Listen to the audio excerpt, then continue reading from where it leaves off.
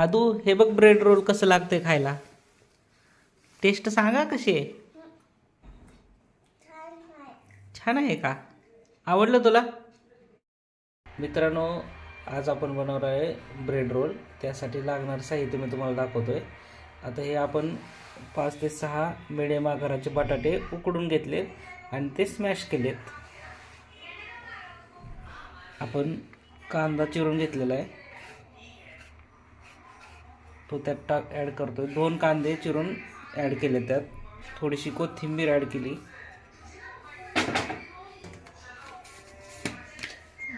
त्यात थोडंसं चवीपुरतं मीठ टाकायचं आहे.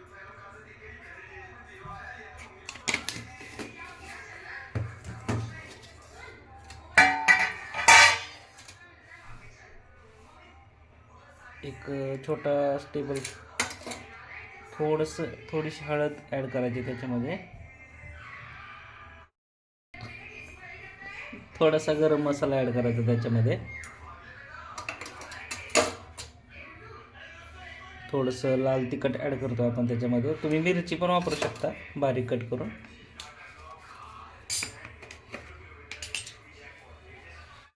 धने पावडर पण ॲड करायची.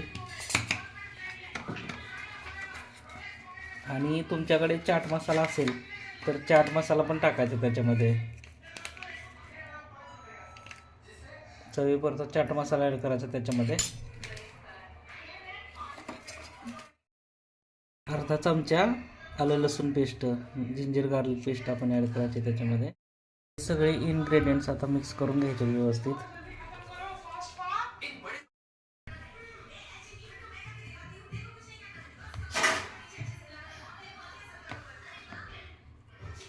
इकडे आपण तेल ठेवलंय गरम करायला आणि आपण मिक्स करून घेतोय. आणि आपण ते ब्रेडचे काप केलेले आहेत बघा इथं, आणि ब्रेडच्या जे काट आहेत ते मिक्सरवर बारीक करून घेतलेत. आता ह्याचा उपयोग कसा करायचा ते तुम्हाला पुढे समजेलच.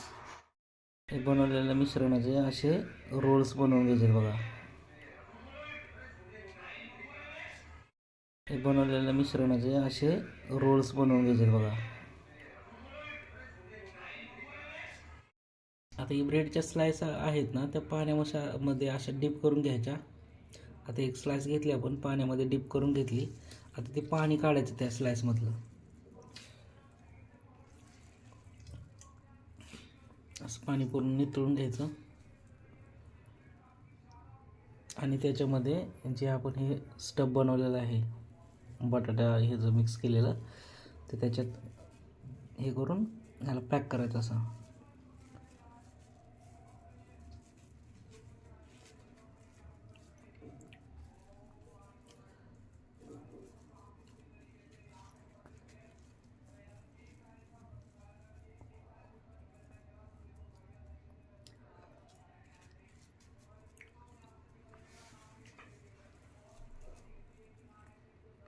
असं रोल जो बनवून झाला आहे, तो जे काठाची पावडर बनवली आपण मिक्सरवर काढून घेतले, त्याचं हे करून घ्यायचं.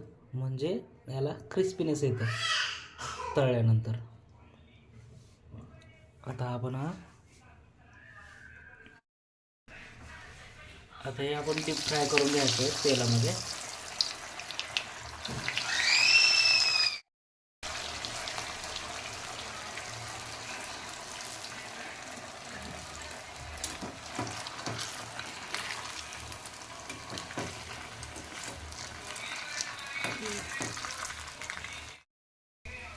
आणि हे रोल फ्राय करताना मंद आचेवरती फ्राय करायचे. त्याचा ब्राऊन कलर आला की ह्याला काढायचे.